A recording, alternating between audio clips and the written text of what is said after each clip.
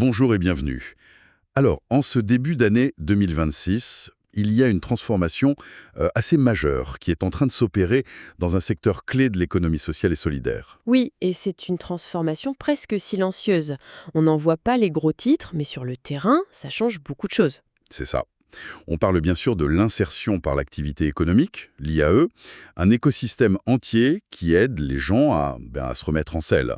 Et cette modernisation, ce n'est vraiment pas juste un coup de peinture ou un changement de formulaire, c'est bien plus profond. Absolument. Aujourd'hui, on va décortiquer la réforme de ce secteur qui, voilà, prend tout son sens cette année. On s'appuie sur un guide assez complet qui détaille les évolutions pour 2025-2026 et aussi sur des infographies qui résument bien les choses. Et l'idée, c'est vraiment de comprendre l'enchaînement, ce n'est pas juste une liste de nouveautés. À l'argent pour voir l'impact très concret sur la trésorerie. Alors c'est parti, on déballe tout ça. Oui, et c'est la bonne approche. Parce que derrière tous les acronymes et le jargon administratif, l'objectif est simple. Que les gens sur le terrain passent moins de temps sur la paperasse et plus de temps sur leur mission principale. L'accompagnement humain. Exactement.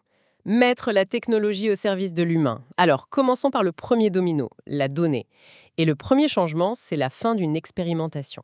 Les contrats passerelles. Ça vous dit quelque chose? Bien sûr, c'était une idée de la loi Inclusion de 2020. En gros, l'objectif, c'était de créer un pont plus facile entre une structure d'insertion et une entreprise, disons, classique. Ça permettait de mettre un salarié à disposition plus longtemps pour faciliter une embauche à la fin. D'accord, c'est un outil en plus dans la boîte à outils, C'est ça. un outil qui n'existe plus. L'expérimentation a pris fin le 14 décembre 2025. Donc, plus de nouveaux contrats de ce type. On revient à un cadre plus standard. Mais qu'est-ce que ça change vraiment sur le terrain, la fin de ce dispositif? Eh ben, ça change la stratégie. En fait, la fin de cet outil un peu clé en main, ça oblige les structures d'insertion à, comment dire, à se muscler en interne. Ah oui. Oui, elles ne peuvent plus s'appuyer sur ce contrat spécifique.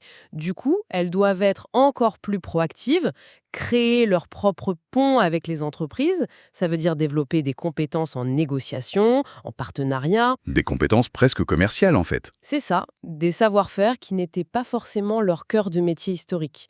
C'est un vrai changement de culture, je trouve. C'est un point de vue très intéressant. Ce n'est pas juste une ligne en moins dans un texte de loi, c'est un signal envoyé à tout un secteur. Et en parlant de règles, il y avait un autre souci beaucoup plus technique cette fois, qui faussait un peu les données. Une sorte de bug. Oui, un bug qui pénalisait injustement certaines structures, notamment les associations intermédiaires et les ETTI. Le problème venait du calcul des heures travaillées. Imaginez un compteur qui, quoi qu'il arrive, se remet à zéro le 1er janvier. Attendez, ça veut dire que si un salarié faisait, disons, 150 heures, mais à cheval sur décembre et janvier, il passait à la trappe. C'est exactement ça. Dans les bilans annuels, son parcours n'était pas compté comme une sortie examinée, qui est pourtant un indicateur de succès. Le travail était fait, le parcours réussi, mais administrativement, c'était invisible. C'est fou.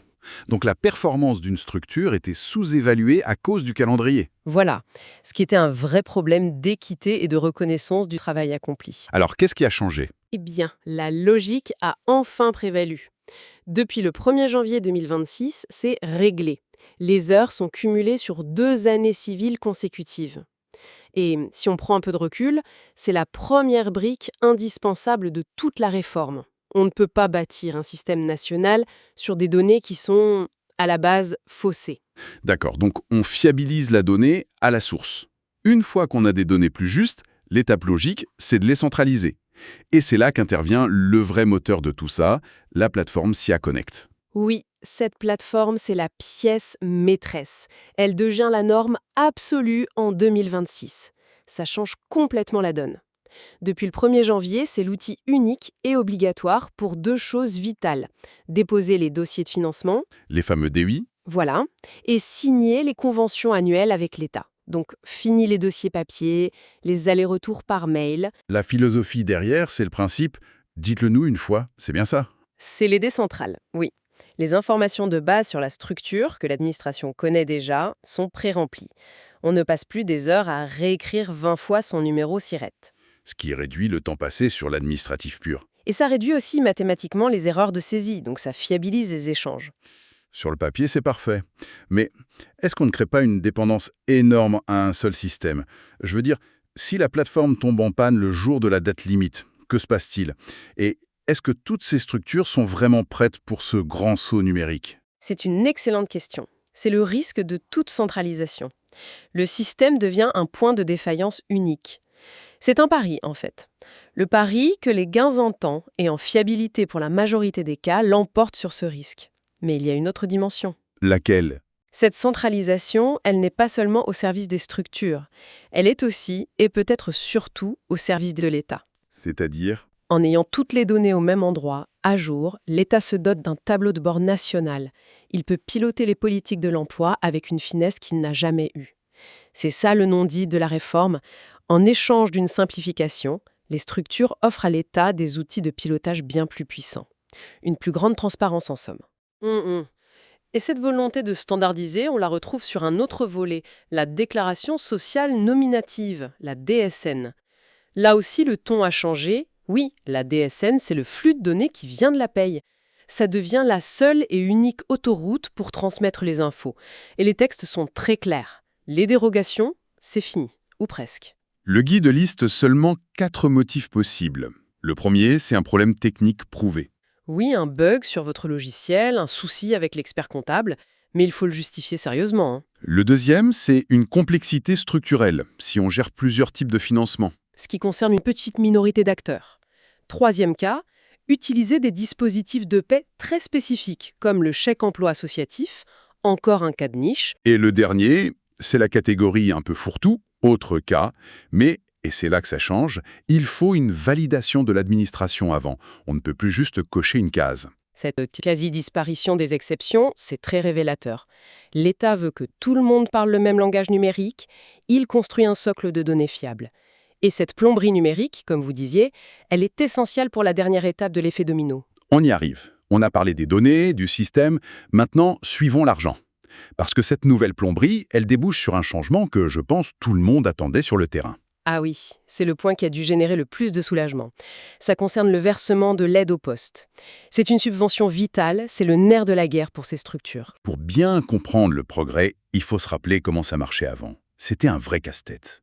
Le versement pour le mois de janvier, qui arrive en février, il dépendait de la validation des chiffres de janvier. Concrètement, ça voulait dire qu'un petit grain de sable, un retard dans la transmission, un agent qui ne valide pas à temps, et hop, le paiement de février était bloqué. Ce qui, pour des structures avec peu de trésorerie, pouvait être une catastrophe. Une catastrophe. On parle de mettre en péril le paiement des salaires pour un simple délai administratif.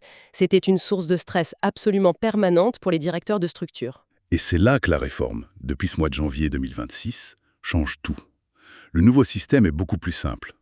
En février, l'aide pour le mois de janvier est versée automatiquement. Point.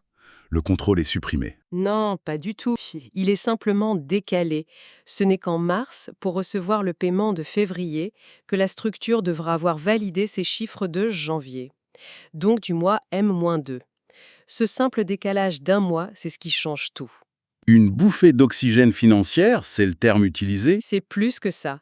C'est un changement de mentalité.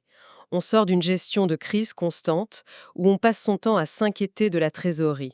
On entre dans une ère de prévisibilité. Et cette charge mentale qui est libérée, Elle peut être réinvestie ailleurs.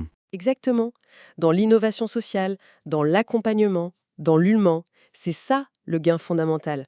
Donc, si on résume, tout est lié. On fiabilise la donnée à la source, on la centralise dans un outil qui simplifie les démarches, et cette nouvelle efficacité permet de sécuriser le plus crucial, la trésorerie. L'effet domino est complet. C'est un changement de paradigme. La promesse, c'est un État qui fait davantage confiance a priori, parce qu'il s'est donné les moyens de contrôler a posteriori de façon bien plus efficace.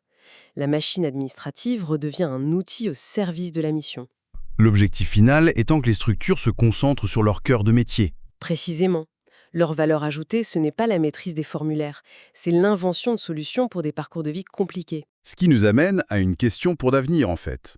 Maintenant que la charge administrative s'allège, que les paiements sont plus sûrs et que les données deviennent fiables, disponibles, quel est le prochain grand défi pour l'insertion? Une fois que l'intendance est réglée, on peut enfin se poser les vraies questions, oui. C'est ça. La prochaine étape, ce n'est plus de se battre avec des tableurs. avec ces données massives et propres, est-ce que la prochaine frontière ne serait pas de construire des parcours d'accompagnement encore plus personnalisés? Voire prédictif. On pourrait imaginer utiliser l'analyse de ces données pour mieux anticiper les besoins, identifier les risques de rupture avant qu'ils n'arrivent. Proposer la bonne formation au bon moment. Exactement.